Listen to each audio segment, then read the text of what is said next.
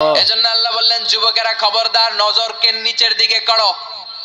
কুল লিল মুমিনিনা ইয়াগুদ্দু মিন আবসারিহিম ওয়া ইয়াহফাযু ফুরুজাহুম। আল্লাহ বললেন ও যুবক নজরটারে নিচের দিকে নামাও, কারণ নজরটা বড় ভয়ঙ্কর। আন-নাযার সাহমুন মাসমুম মিন সিহামি ইবলিস। এই নজর হচ্ছে শয়তানের বিষ মাখানো তীরবানের মধ্য থেকে ভয়ঙ্কর একটা তীরবান। এই তীর দিয়ে শয়তান যুবক যুবতীদেরকে কাবু করে ফেলে, ঠিক কি না? প্রথমে নজর, হুট করে কেউ পাপ কাজ করে না, আগে নজর, তারপরে স্পর্শ, তারপরে পাপ কাজ, আছে না নাই? এজন্য নজরের হেফাজত করতে বলেছে কে? আল্লাহ। আল্লাহ বললেন ওয়াল্লাযীনা হুম লিফুরুজিহিম হাফিজুন।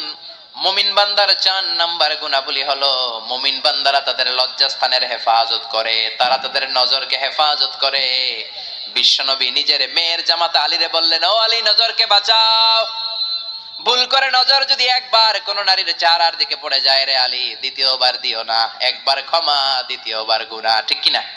এজন্য নজর হেফাজতের দরকার আছে না নাই? আছে।